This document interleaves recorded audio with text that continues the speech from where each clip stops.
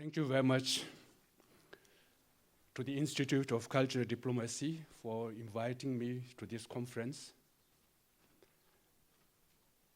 I'm deeply grateful for it, for the opportunity to speak about Tibet. The situation in Tibet is dramatic and compelling, and I hope that I will be able to convey the gravity and urgency of the situation in Tibet to you. But first, let me make some remarks to the relationship between Germany and China. Just last weekend, we witnessed the public demonstration of the excellent bilateral relationship between Germany and China on the occasion of the visit of the Chinese Prime Minister, Li Keqiang. A lot has been said and written about the privileged relationship between Germany and China, which both countries wishes to expand and deepen. This is welcome. The more China is integrated into the world community, the more the likelihood that the arbitrariness of a one-party dictatorship can be somewhat curtailed by international rules and regulations. It is, however, of overriding importance to ensure that relations with China are conducted in a way that does not amount to condoning a dictatorship and its abuses and crimes. In fact, as a matter of principle, it should be the duty of every democracy entering into relations with a dictatorship to make this point clear and publicly. History has provided Germany with sufficient experiences and lessons from dealing with the former German Democratic Republic and the Soviet Union, how to engage with dictatorships in a flexible but also principled and firm way and responsible way. An example of such a value-based strategic approach in dealing with totalitarian regime is Willy Brandt's Ostpolitik, Wandel durch Annäherung. In doing so, however, it is of importance to point out that Brandt's Ostpolitik never implied the acceptance of the status quo or the acquiescence of the communist dictatorship in East Germany. In fact, the very long-term aim of that policy has been to bring about the eventual dismantlement of that dictatorship. Today, that is at least my impression, what is required is the same political resolve, will, and vision by the free world in dealing with the dictatorships of this new 21st century. Profit cannot and should not be the sole aim and the driving force for a democracy in building a relationship with a dictatorship. The conduct of relations with dictatorships must be guided by the pursuit of value-based strategic aims, such as human rights, democracy, and the rule of law. It is the inherent nature of human beings to yearn for freedom, justice, and dignity. Human rights, democracy, and the rule of law have become today universal aspirations of people suffering from oppression and persecution. The pursuit of fundamental freedoms, human rights, and human dignity are as important to people in Africa and Asia as it is to those in the West. But unfortunately, it is often those people who are deprived of their human rights who are the least able to speak up for themselves. This responsibility, therefore, rests with those of us who do enjoy such freedoms. The world needs Europe to play a leading role in the promotion, defense, and protection of human rights. At the core of Europe's spirit is a fundamental belief in the inherent equality, and dignity of all peoples, and the values of human rights, democracy, and the rule of law. Guided by this spirit, Europe succeeded in defeating and eliminating tyranny and despotism on the continent of Europe. It is therefore important that this spirit of Europe does not hold at the borders of Europe out of political expediency or because of commercial interest. The oppressed people around the world need Europe's commitment to these values beyond the shores of Europe. In the case of my own country, Tibet, for too long, the international community has underestimated the gravity and urgency of the plight of the Tibetan people. To a certain extent, today's dramatic worsening of the situation inside Tibet is clearly a consequence of the negligence of this issue by the international community.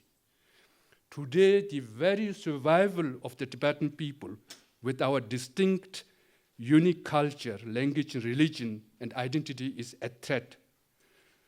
With the invasion and occupation of Tibet more than 60 years ago, the Chinese authorities launched an era of radical changes, not only in the political fortunes of the Tibetan people, but also for the Tibetan culture. The imposition of direct Chinese rule, combined with the application of Maoist political theories to Tibetan society, produced unprecedented social upheaval, cultural destruction, and immense suffering for Tibetans. The Chinese authorities see in the distinct culture, language, religion, and identity of Tibet as a threat to the stability of its rule and as a potential source of Tibet's separation from China. Accordingly, there is an attempt to destroy the integral core of the Tibetan civilization and identity. After initial efforts to obliterate Tibetan culture in the early decades of the communist rule, by physical destruction of monasteries, temples, and killings of monks and nuns, Chinese authorities adjusted its policy to a more subtle and sophisticated approach by engaging in a consistent effort to replace authentic, organic Tibetan culture with a state-approved and controlled version that conforms with the ideological, political, and economic objectives of the Chinese Communist Party. This effort has been pursued through intentional policies that are designed to fundamentally alter Tibetan culture in a way that robs it of its essence and turns it into something that the Chinese authorities can manage. The Chinese Party state's attacks on Tibetan Buddhism and culture are not just ancillary effects of this state and nation-building effort, but rather represent a central weapon in it. This is clear from the repeated ideological campaigns that the Chinese Party state has directed towards Tibet since its invasion. Given the might and resources of the Chinese Party state, the Chinese Party state has at its disposal to carry out its long-term assimilation policy. The threat of cultural genocide being committed in Tibet is imminent. There is little doubt that the policies of the Chinese government with regard to Tibet have been established and executed in a way that wholesale cultural destruction in Tibet was predictable and likely. It is also clear that the Chinese authorities have acted intentionally in its treatment of Tibetans, including in the abrogation of their cultural rights, and that the present grave situation in Tibet is a cause for serious concerns that acts of cultural genocide will continue to be committed.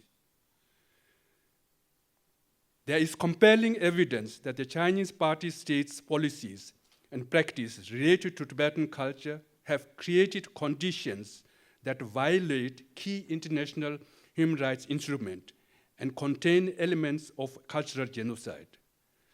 While there is no question that the various elements that comprise cultural genocide are prohibited under international human rights law, these elements have not been formally bound together and recognized as a specific violation. It is therefore our sincere hope that the tragic case of Tibet will encourage governments, universities, and human rights organizations to take the initiative in the further development of a cultural genocide framework. Regardless of whether there is an international legal regime under which a charge of cultural genocide can be applied to the Chinese government, there is overwhelming evidence that the Tibetan culture is being dismantled and undermined at an alarming scale and pace, and redefined by the Chinese state for its own purposes. This fact is well documented and substantiated by authoritative studies and reports. The conclusion is that the Chinese government policies and practices of cultural repression and destruction are so systematic and persistent in Tibet, and their effects are so serious that they contain elements of cultural genocide. For the Tibetan people, these repeated and systematic assaults on their culture, religion, and language cannot but be called genocidal in intent and impact. In line with the definition of genocide defined by Raphael Lemkin in his book Axis Rule in Occupied Tibet, there is no question. The sad fact is that all the aspects of an act of genocide have been well-established features of the tragedy in Tibet under Chinese occupation. According to the UN Declaration on Human Rights of Indigenous People of 1994, genocide involves attempts by a more powerful group to dilute the integrity of another group, disposes them of their land, assimilates or absorb them into the more powerful culture, or to seek malign or diminish the minority culture through propaganda. Viewing the Sino-Tibetan conflict in this context, it is obvious that the fundamental issue of the Tibetan problem is not difference in ideology or social system or issues resulting from clashes between tradition and modernity. Neither is it just the issue of human rights violations alone. The root of the Tibetan issue lies in Tibet's long and separate history, its distinct and ancient culture and civilization, and its unique identity. Because of a total lack of understanding, appreciation, respect for Tibet's distinct culture, history, and identity, China's Tibet policies have been consistently misguided. The use of force and coercion as the principal means to rule and administer Tibet compel Tibetans to lie out of fear and local officials to hide the truth and create false facts in order to suit and please Beijing and its stewards in Tibet. As a result, China's treatment of Tibet continues to evade the realities in Tibet. Today, it is already the third and fourth generations of Tibetans who are born under Chinese communist rule, who continue to resent and resist the Chinese policies in Tibet. The old generation of Tibetans who witnessed the invasion and occupation has gone. However, irrespective of the passage of time, the freedom struggle of the Tibetan people continues with undiminished determination. This sad state of affairs in Tibet is of no benefit either to the Tibetans or to the government of the PRC. To continue along this path does nothing to alleviate the suffering of the Tibetan people, nor does it bring stability and unity to China or help in enhancing her international image and standing. If China is seriously concerned about stability and unity, she must make honest effort to win over the hearts of the Tibetans and not attempt to impose her will on them. Successive Chinese leaders have always assured that the Chinese presence in Tibet is to work for the welfare of the Tibetans and to help develop Tibet. If this is true and sincere, there is no reason why the Chinese leadership cannot start addressing the issue of Tibet by entering into an honest dialogue with us. Our position on a mutually acceptable solution is straightforward. We are not seeking separation and independence. What we are seeking is genuine self-rule for the Tibetan people. Our main concern is to ensure the survival of the Tibetan people with our own distinct Buddhist cultural heritage and language. For this, it is essential that we Tibetans are able to handle our domestic affairs and to freely determine our social, economic, cultural development. We remain committed to the path of nonviolence and to the process of dialogue and reconciliation. It is our firm belief that only dialogue and a willingness to look with honesty and clarity at the reality in Tibet can lead to a mutually beneficial solution that will enhance greatly the stability and unity of the PRC and secure the basic rights of the Tibetan people to live in freedom, peace, and dignity. Against this background, it is obvious that the Tibetan issue represents both a challenge and an opportunity for China.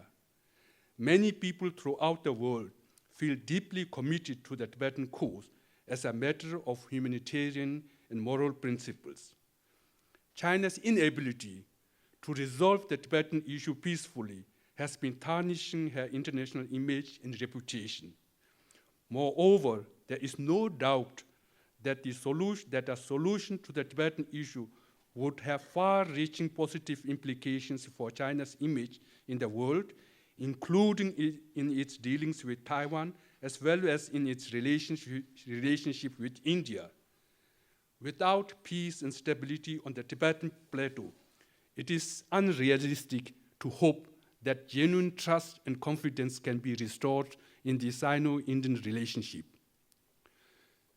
Looking around the world, we cannot fail to notice how unattended conflicts with strong ethnic undercurrents can erupt in ways that make them virtually impossible to solve.